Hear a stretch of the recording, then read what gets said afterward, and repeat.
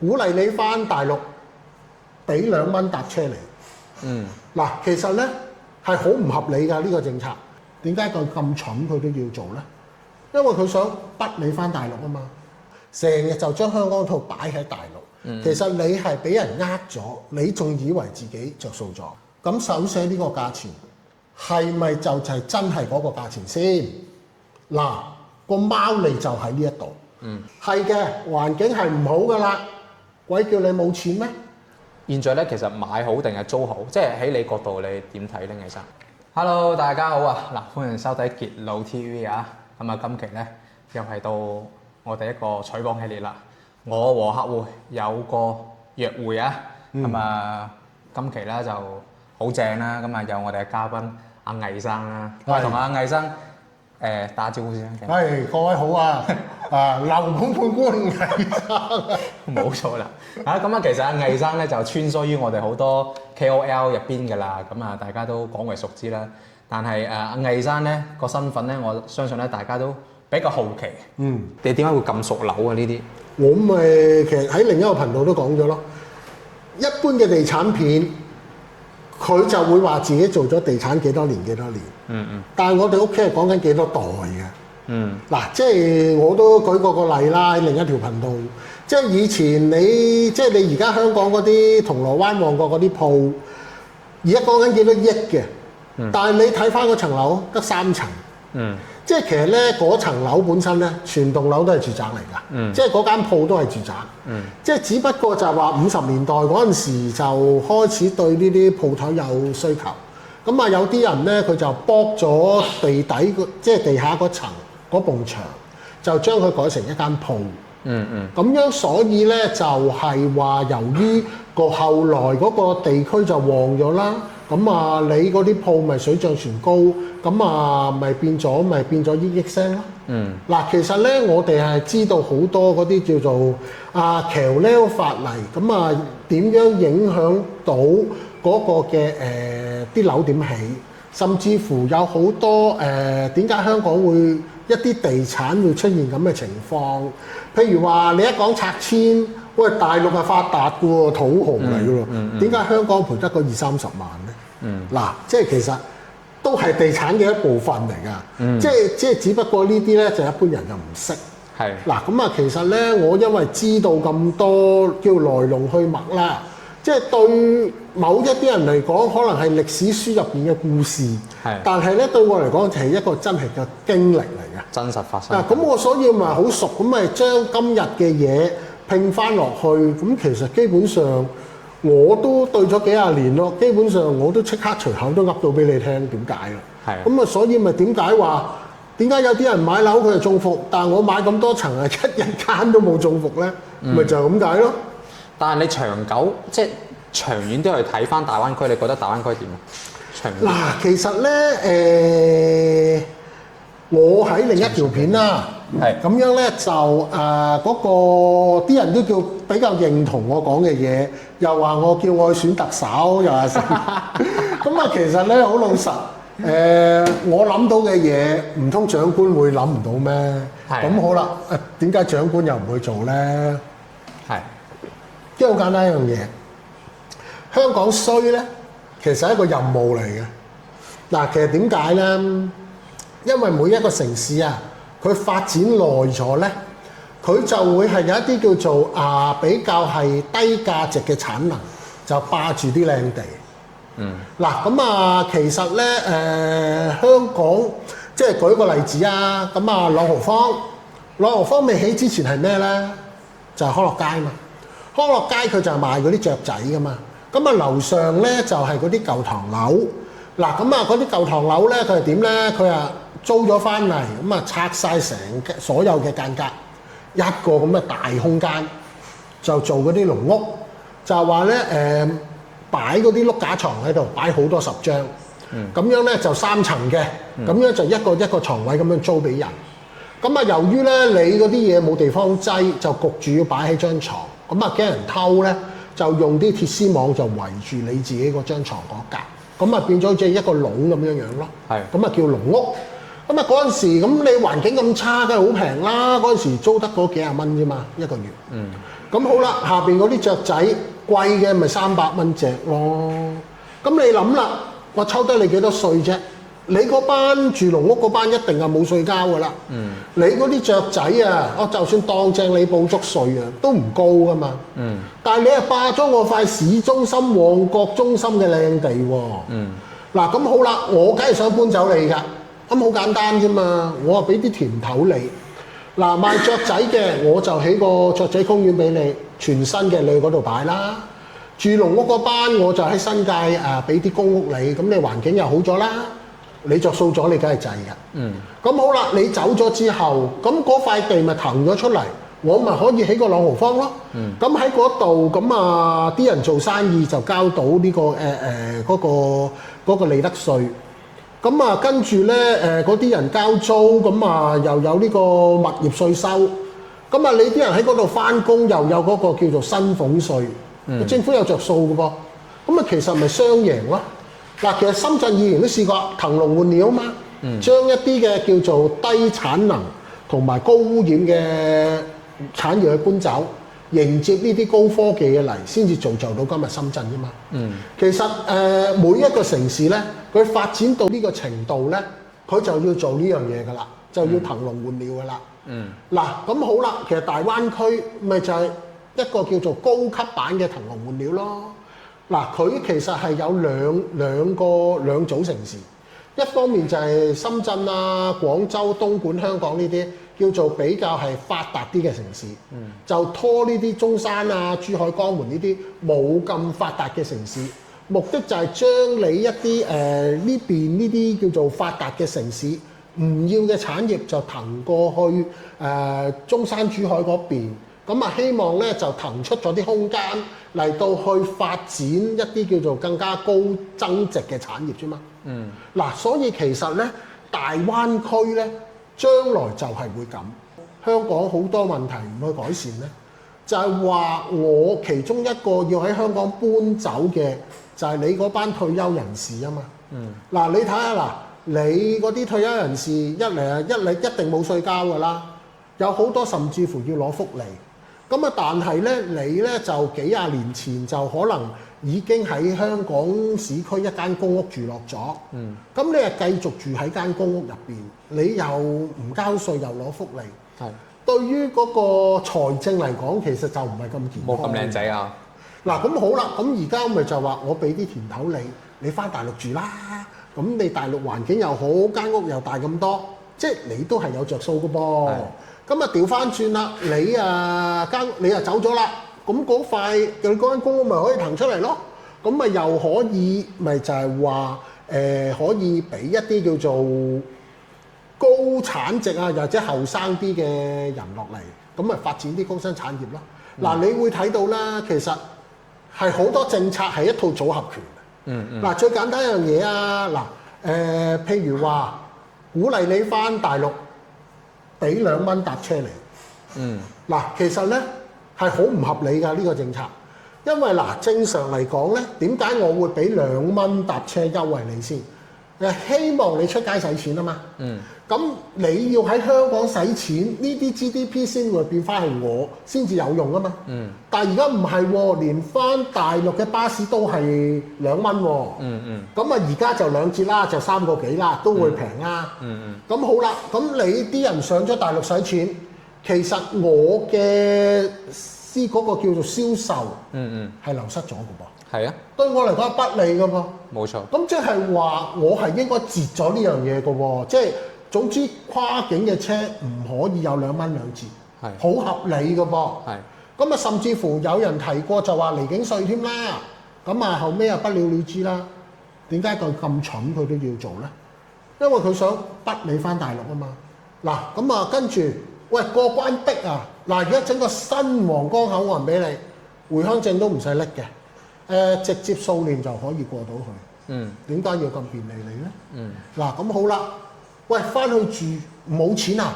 唔緊要，我而家連長生津都俾你喺大陸用，喺有個叫廣東計劃，直接打埋落你大陸個戶口都得。係點解要咁蠢啊？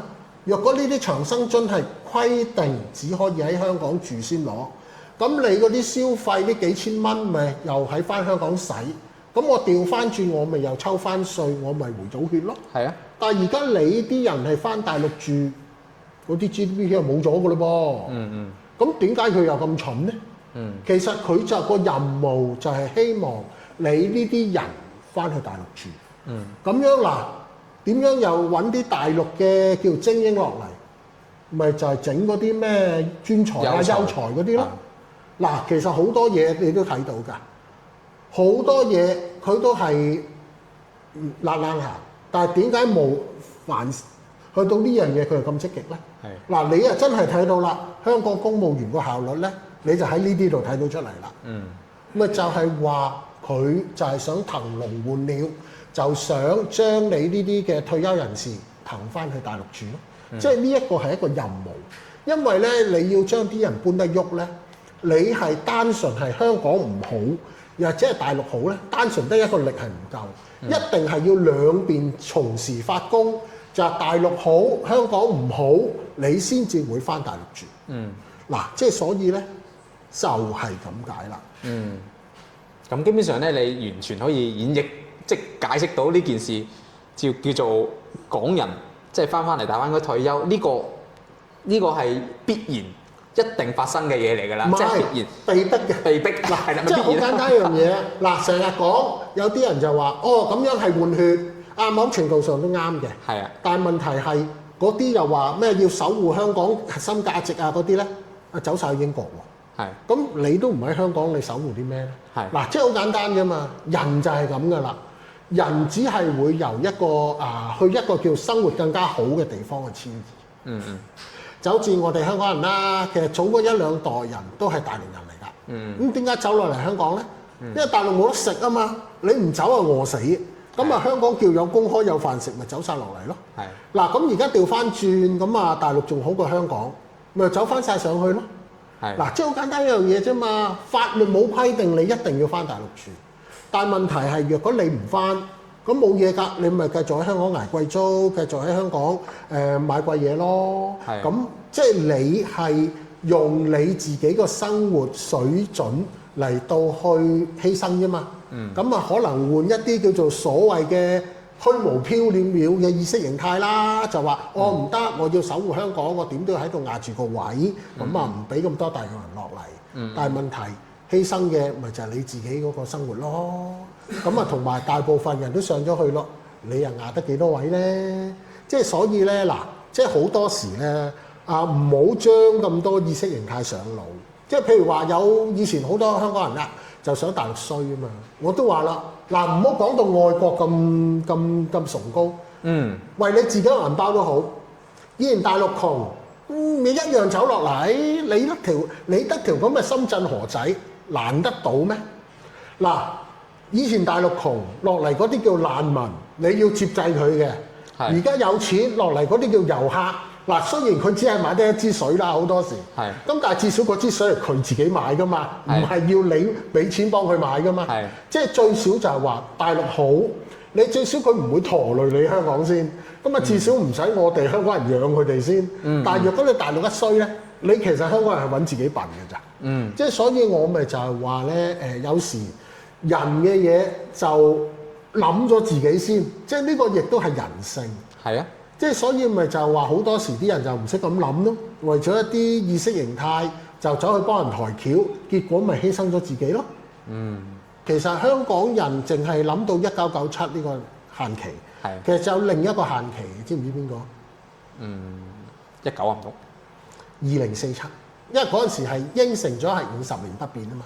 咁你1997加50咪2047咯。嗱，咁而家係2026，即係剩翻21年嘅啫喎。嗱，你咁佢2047之後想點變咧？而家要佈局嘅咯喎，即係你唔可以話2046我而家宣佈咧2047就咁啦，咁大嘅改變唔得噶嘛，一定係要溫水煮青蛙，慢慢呢20年慢慢煲你噶嘛。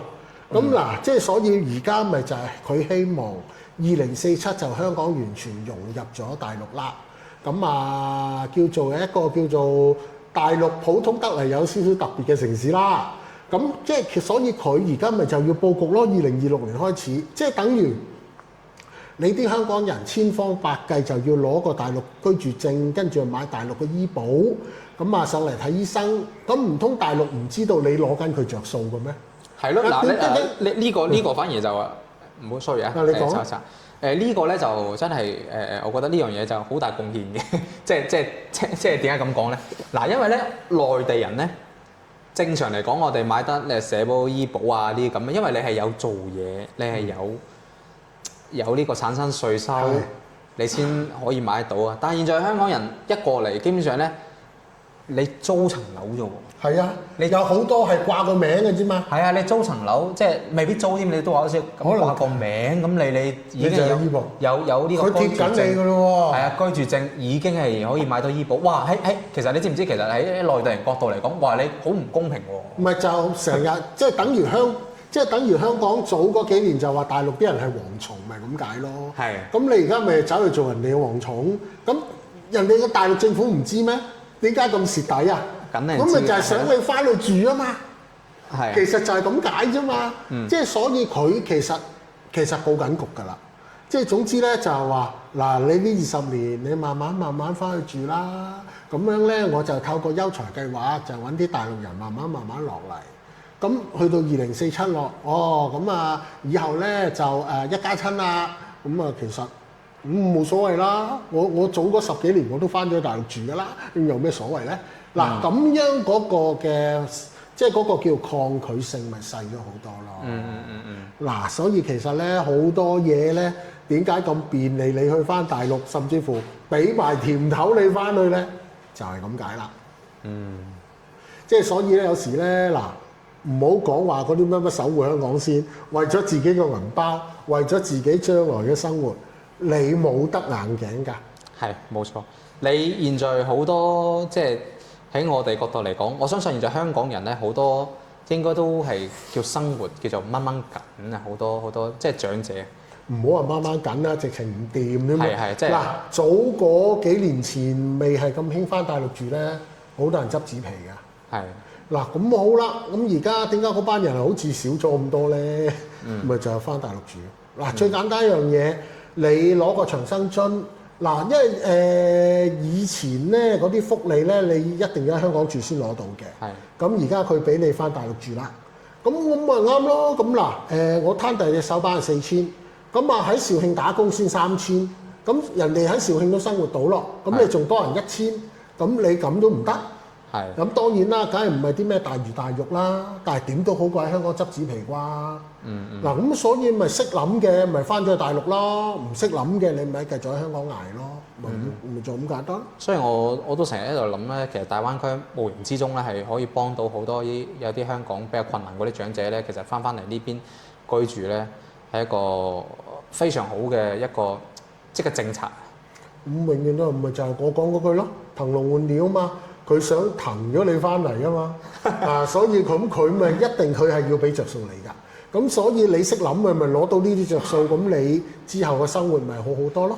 呢度咧就魏生，因為咧就經常喺灣區穿遊好多城市啦，咁啊其實咧有好多觀眾咧就成日就問啦，現在買樓咧，大家認為即係你認為喺咁多灣區入邊買樓居住嘅話咧，你覺得住邊個城市會好一啲？嗱，其實就冇固定答案嘅，因為就睇你自己個需求。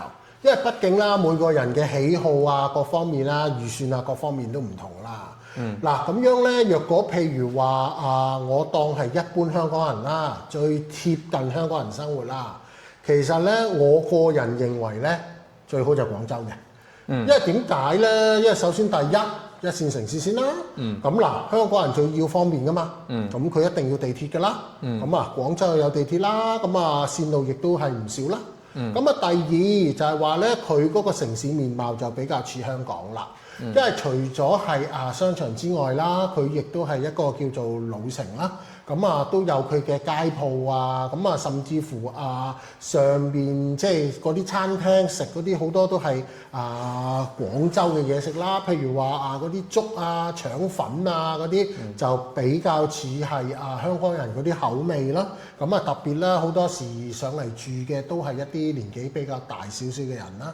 嗱咁其實咧就係、我覺得咧最似香港就同埋係最容易適應就係廣州啦。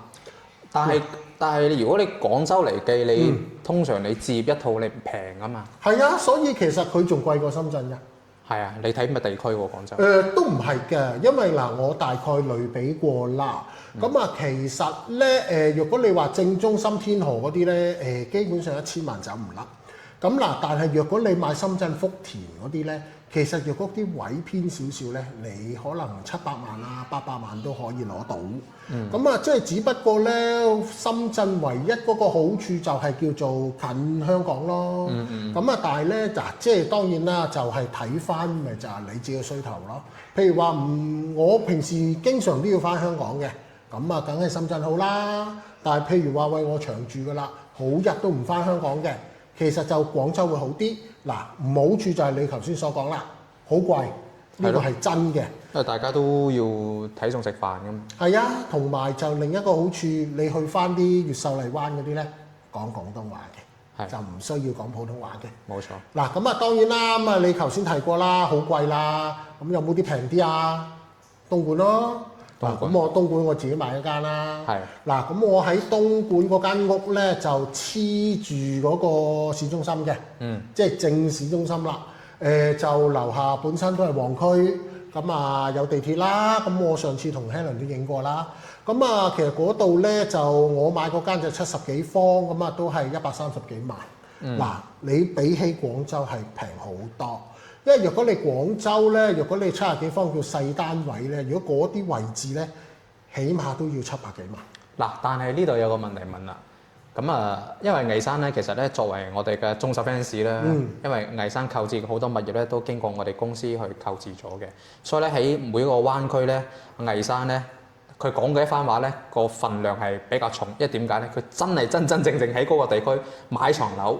真係喺嗰邊居住嘅，咁同埋咧，佢有個特點，魏生咧就好中意行街嘅，即係佢每日嘅任務咧，基本上咧就係落樓行街睇周邊嘅嘢，所以咧佢係對一啲地區性嘅嘢咧，其實係無形之中咧係比我哋作為 A 準方咧更加熟呢個真係魏生真係呢下係我好佩服佢嘅，所以咧今日咧就特登請魏生過嚟咧，就同大家探討下關於我哋呢個樓市關於香港人買樓華僑買樓呢個話題。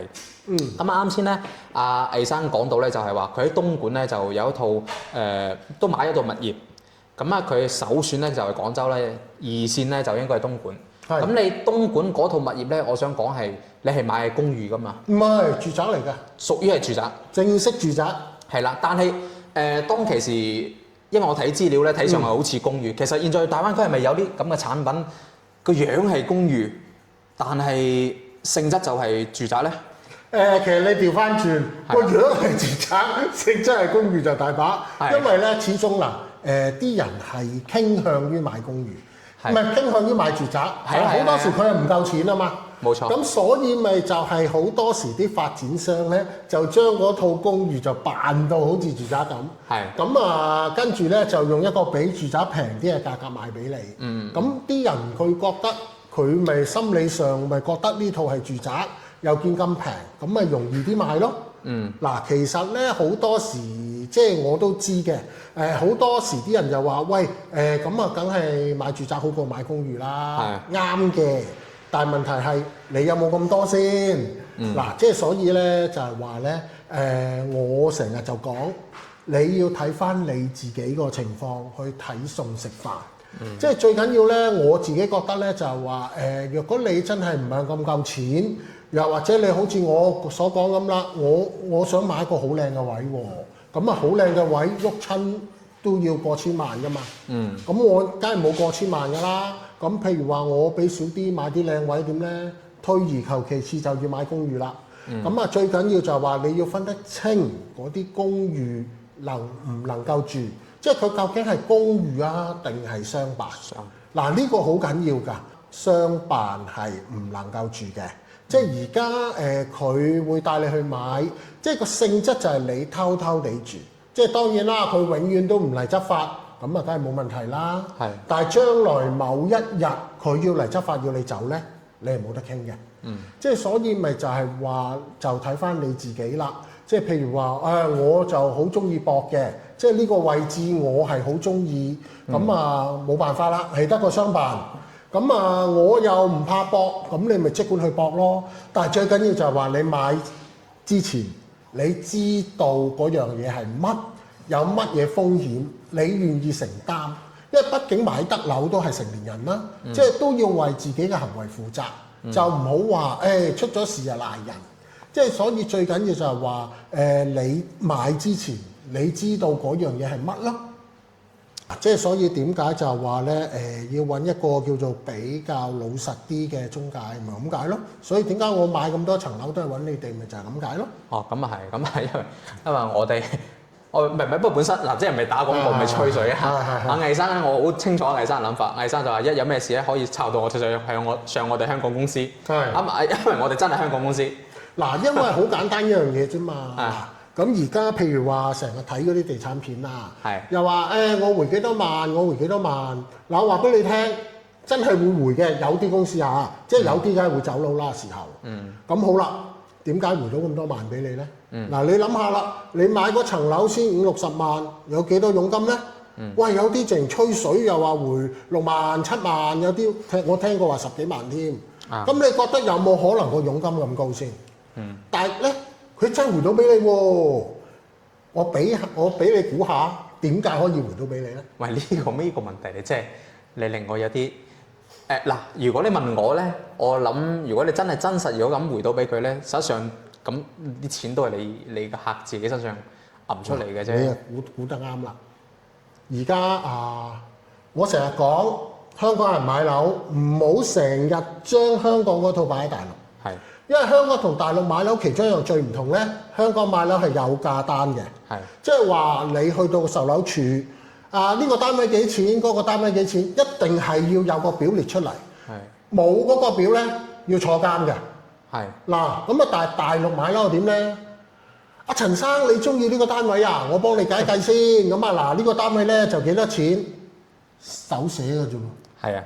嗱，咁好啦。咪現在好啲，有啲都係。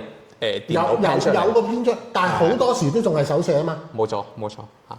咁手寫呢個價錢係咪就係真係嗰個價錢先？嗱，個貓膩就喺呢一度。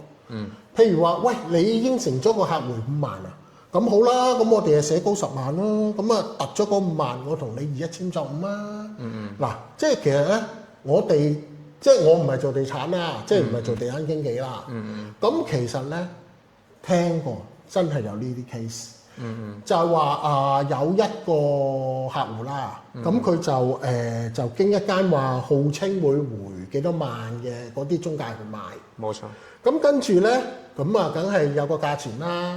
咁啊跟住咧佢就將呢個價就問另一間嘅公司啊嘛。係。咁嗰間公司又冇得回噶嘛。係。咁好啦，嗰個公司同佢去打翻去嗰個發展商嗰度 check。係根本就唔係呢個價，即係佢係作高咗個價，即係乜高咗個價嚇，即係好簡單啫嘛。我回5萬俾你，咁我咪寫大10萬咯。咁啊，即係總之我嗰5萬，咁我同發展商入邊啲人去對分，佢都有着數㗎。嗱，即係其實咧好多時香港人就係話，成日就將香港套擺喺大陸，其實你係俾人呃咗，你仲以為自己着數咗。嗱，即係所以咪就係呢啲咁嘅回幾多萬嗰啲咧，我就唔貪嘅。所以咪點解話我成日揾你哋就係咁解啦。因為我哋公司咧就好正常嘅，即係我哋就冇乜話太過於咩回幾萬回幾萬，因為正常咧咁啊，我哋自己辛勤勞動嘅付出該有嘅收入我哋都要有。咁啊，但係咧即係你話好似現在因為市場嘅惡意競爭啦太多啦，咁啊其實太多不實嘅消息出嚟，咁啊，即係其實魏生都講得啱嘅。咁啊，係咪真係回咁多咧？同埋係咪真係回俾你咧？咁呢啲咧，我哋內行人咧就好清楚嘅，係啦。咁啊，咁當然啦，咁啊自己到時買樓啊，大家可以自己認為邊間公司真係值得信任嘅，你先走入去問佢，可能係了解下多啲嘢嘅咯。所以我咪幫你拍片嗰陣時，我咪直情講咯。你睇樓前可以上嚟康華嘅香港公司，咁啊有晒價單㗎啦，有晒嗰個價錢㗎啦。咁你心目中有個底線，知道哦呢層樓我大約係咁多錢嘅。咁你咪撞正嗰啲話回幾多萬，回幾多萬，你咪問埋佢個報價咯。啱嘅。若果係明顯係高於康華個價錢，咁你係醒目知咩事啦？因為咧，唔係我哋第一有優勢，就真係我哋本身係香港公司。咁你如果你香港你真係嗰日得閒嘅，又未必話想翻嚟內地呢邊真係睇樓嘅，你可以真係咁依過嚟我哋公司睇啱邊個盤。咁我哋呢度咧就即時可以同發展商嗰邊溝通，可以攞到個價俾大家見得到。咁你再作為一個參考價，咁你再問翻一啲你認為相熟嘅 agent，大家夾一夾咯。係啦，咁啊睇下呢個係咪是否呢個價格係咪真唔真實啦？嗱，即係呢樣嘢咧就唔係話我哋一定做生意啊，你可以上到嚟問一問 OK 嘅啊，呢個 OK 完全 OK 嘅。嗱，咁啊呢度咧就有另外一個話題啦，即係魏生因為咧現在咧嗱好多人咧即係啱先你咁講啦，你講嗰啲地區咧基本上咧好多香港人啦都未必嚟過，係啦，未必嚟過，亦有啲人唔願意過到嚟，因為第一，因為大家講真嘅，可能退休。大家可能攞個銀碼 budget 出嚟咧，就真係可能係一球內，係啦，通常都係一球內。如果你攞多少少出嚟咧，即係大家可能都會諗一諗㗎啦。所以咧，佢哋會退而求其次咧，可能會揀翻現在我哋可能熱門嘅地區啦，即係中山、珠海啊，咁啊呢啲地方會比較多啲嘅。即係對於呢啲地方，你認為即係如果你香港人買嗰部咧，你覺得 O 唔 OK 咧？嗱。即係好簡單啫嘛，你都曉話一球內啦。其實一球內喺中山，若果你要買住宅，嗰個質素其實就若果你話去到俾到80-90咧，都仲話還可以。就好似我同你去沙溪拍嗰個盤啦。嗱，即係若果譬如話有啲落到40-50嘅咧，我真係建議你小心啦。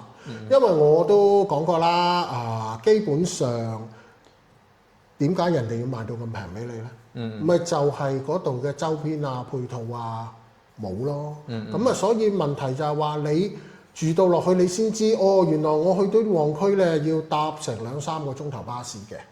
咁我不如留喺香港，我上深圳都唔需要2-3個鐘頭車啦。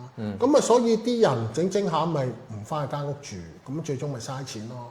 嗱，即係永遠都係嗰句，我成日講香港人唔好貪平，即係話咧就係話。你最好嘅就係話，你直情預咗個數，就好似我成日咁啦。你問咗自己3條問題先：第一，我俾幾多錢；第二，間屋要幾大；第三就係話你想你嗰間大陸嗰間屋附近有啲乜？因為咧，你咁樣俾到呢3樣個答案我哋咧，我哋先至估到邊個樓盤先至係最啱你。因為永遠都係嗰句啦，即係譬如話有啲人佢嗰陣時80幾萬，佢可能買喺神灣嘅喎。咁但係嗱，我同你去沙溪拍過啦，一樣係80幾萬。咁啊，但係沙溪佢嗰個交通啊、嗰個購物啊各方面都優勝好多嘅喎。嗱，即係所以咪就係話，你與其自己去盲摸摸去揾樓，因為畢竟香港人就唔熟啦對大陸。反而調翻轉啦，你直情俾呢3個問題嘅答案我哋就幫你去揾一個叫做最優解、最貼近你嘅需求嘅樓盤好過。再唔係嘅，你直情可以嚟到康華，指明話要揾我幫你去揾一個啱你嘅樓盤都得。因為畢竟咧，我係香港人。我知道你啲香港人要乜，冇錯。甚至乎好多時咧，你哋諗唔到嘢，我都幫你諗埋。即係你咁樣咧，就反而唔會撞板。嗱，就好似我咁啦，我買咗咁多間，我間間都有去住嘅噃。係啊，我間間都收到樓，間間都有房產證，完全冇踩坑。係，即係所以咪就係話我熟，我就有信心，我知道呢個樓盤係我要嘅嘢。我買咗我唔會後悔，咁所以我咪買下一間，咁其實而家間屋我都有住㗎，咁所以其實香港人買樓就係想咁啫嘛，即係我使咗錢，我又會喺度住，有用嘅，物有所值嘅，咪就得咯。阿魏生呢邊基本上咧，你買中嗰啲區咧，我都見係每個地區個嗰啲，即係要麼就老牌嘅市中心，要麼咧就係啱啱嘅市中心，即係你係冇去買一啲偏新區啦，係新區你反而冇買嘅，點解咧？即係永遠都係嗰句。嗱呢度我有問題好奇問啦。嗱香港人好中意新嘢嘅，係你特別啲，你係反而係中意啲啱啱，要麼就真係發展到一定程度，要麼就完全成熟。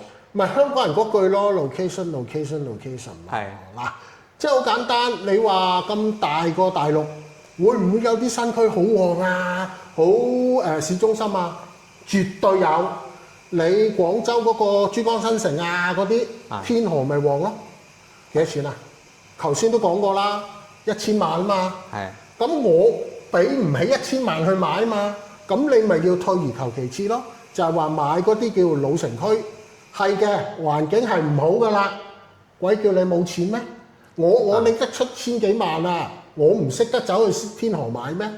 嗱，即係永遠都係嗰句，咪就係話嗰3條問題咯。嗱，我又要好旺，又要環境好靚，咁啊又要100個方1000尺，得啊，個價錢咪1000萬咯。咁你俾唔起啊嘛？咁咪所以咪就係話考慮翻，我只係俾到百零萬。又要符合翻環境要好即係交通好方便，買嘢就好旺，咁啊又要有間屋係一間住宅先啦，起碼。咁你咪即係慢慢左除右拆啫嘛。咁我譬如話東莞嗰層樓，我俾得100幾萬，咁我間屋咪細啲咯，買70幾個方咯。咁啊個環境我就要犧牲咯，咁咪買啲舊區咯。嗱，咁咪砌到條數出嚟啦。咁啊總好過。就話喂，我咧係得嗰40-50萬，我又要1000尺，咁啊跟住咧，咁我就見到間屋環境好好喎，咁啊買，啊點知買落原來下邊乜都冇嘅，又冇車搭，又冇嘢賣，咁你咪好似我頭先咁講咯，住得幾住，你覺得唔方便唔中意，咁咪唔翻嚟住，咪嘥晒啲錢咯。係呢個情況其實係的確存在，因為點解咧？因為大家都知咧，咁啊，我哋康華咧，其實除咗拍一手咧，二手咧，現在都有去拍噶嘛。咁通常咧，我哋現在目前收到一啲唔少嘅即係啲觀眾咧放本放俾我哋咧，咁啊都係一啲比較即係我哋講嘅叫吊腳少少嘅地方。咁啊係啦，即係呢個真係確實存在嘅。所以話咧即係大家有時候買新樓嘅時候咧，大家真係睇翻自己一個個人情況啦。嗱，當然你真係要好諗清楚你個人情況。例如魏生咁講啦，即係聽翻佢呢段話咧，其實可以大概知道咧，其實咧佢係以第二段第一排主嘅，係啦。咁但係有啲人買樓係啦，即係我哋接觸咁多客戶啦，佢反而咧佢有時候即係冇將嗰個次序擺放好嘅。佢首先可能第一個將嗰個次序咧擺為係可能係分分鐘係一個環境先，所以咧佢出嚟睇樓嘅時候咧，可能有啲比較靚景啲嘅，你知啦。咁啊，我哋好多靚景嘅地方，當然咧個地方係一定冇咁方便啦。咁咧佢就作為一個考量要點啦。所以咧呢方面咧就大家要即係認真諗清楚。嗱，當然有啲人係真係覺得環境好重要，係啦，覺得環境係最正嘅呢樣嘢。嗱，當然真係呢啲人係唔怕買，你買遠啲都 OK， 因為嗰啲即係你中意嘅環境作為一個第一要素啊嘛。但係如果你講到底，你翻嚟退休生活嘅，真係要長期退休嘅，真係。但係講真嗰句，大家都離唔開衣食住行，所以咧地段嚟講咧，亦都係一個最重要嘅一個因素，我覺得。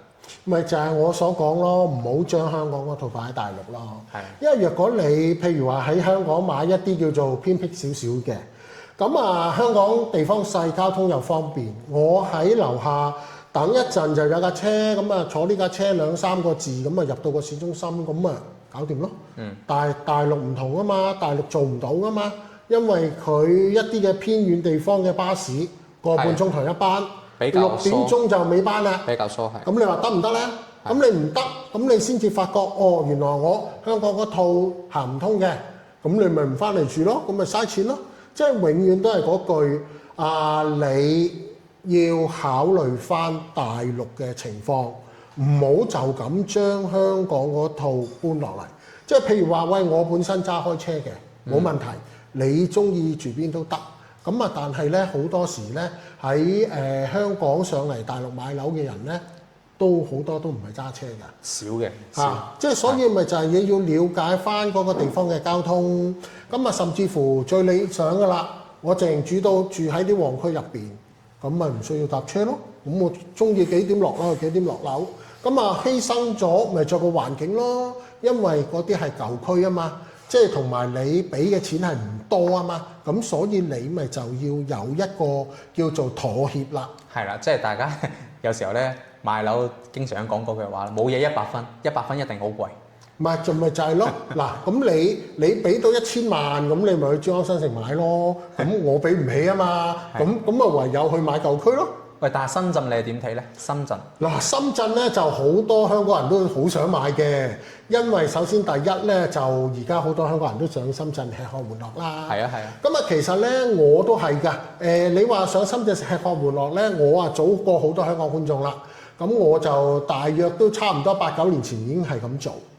嗱咁樣咧嗰陣時一個禮拜上咗去3日㗎，因為我一早退咗休啦嘛。嗱咁啊好啦，咁啊上到去咁你遇到一個問題啦。喂，我行咗一陣，玩咗一陣，我好攰喎。咁點解翻唔翻香港好啊？翻去又好似好唔抵，我上得嚟一陣，但唔翻你啊仲攰。咁啊遲啲你仲要去搭火車同人逼，咁啊仲辛苦。咁所以其實嗰陣時我就已經想喺大陸買樓㗎啦。咁但係問題就係話深圳有名你叫啦，睇完你嗰個係樓高峰喎，你8、9年前嗰時絕對高峰。 9年前就應該係2016、17啦。係啊，都仲未最高峰，其實最高峰就21、21年嗰陣時疫情嗰陣時。係中山咧好多經紀都係喺嗰度入咗貨攋咗嘢。係即係嗰個階段性。其實都仲未係高峰，不過都好貴㗎啦。嗱咁啊，即係正如你所講啦，樓價好貴。咁啊嗰陣時咧，我都有睇過一套公寓嘅，咁佢就係複式。咁啊喺嗰個一方城嘅，即係唔係一方天地，就係即係龍華嗰度附近啦，隔離啦。咁佢就同我講係好似50個方，都要200萬。250啊，好似話250，咁咪5萬蚊一個方咯。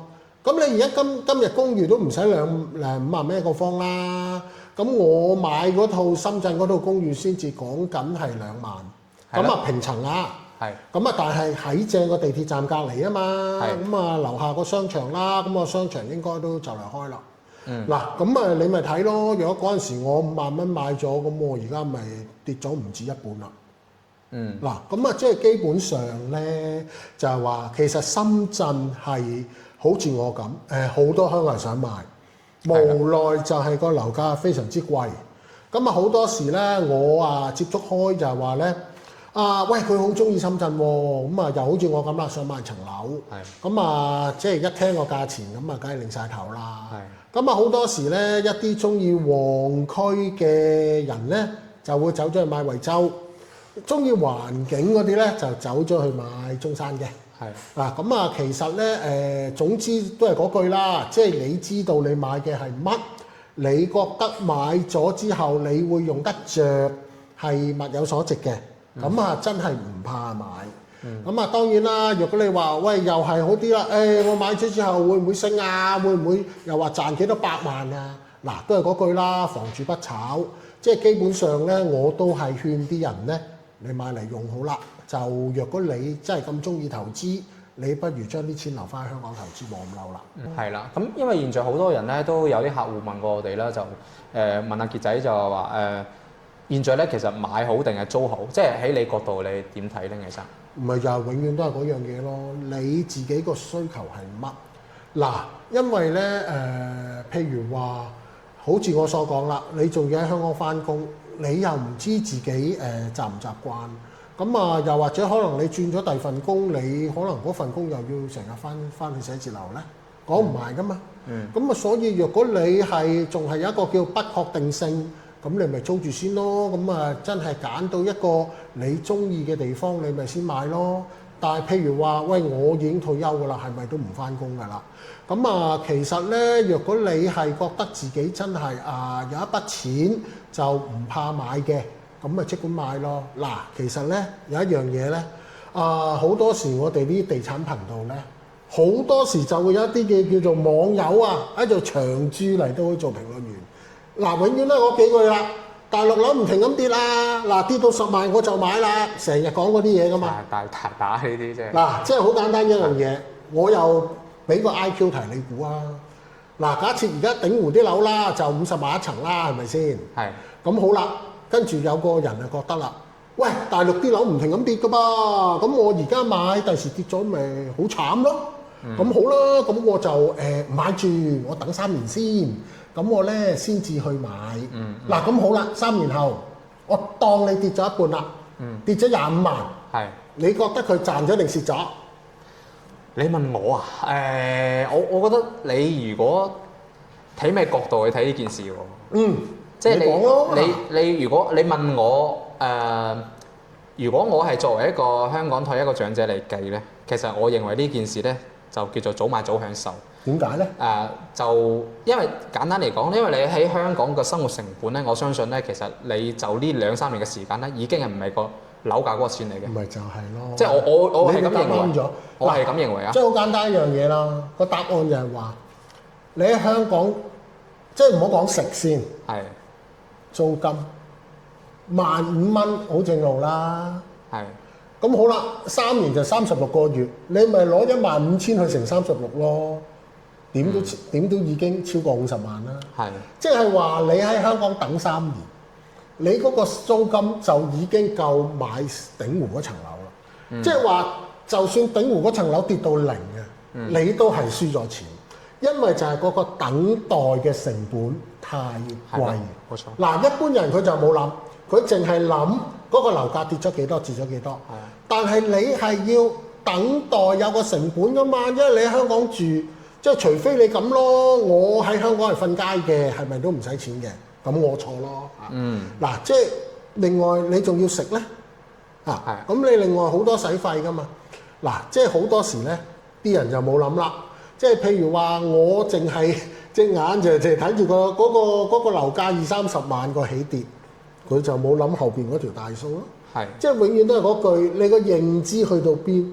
你賺到嘅錢就去到邊，跟住你個生活個水準就去到邊。係嗱，呢啲咧就係好多時咧，嗰啲成日話大陸個樓價會跌嗰啲朋友咧，佢就冇諗到呢樣嘢啦。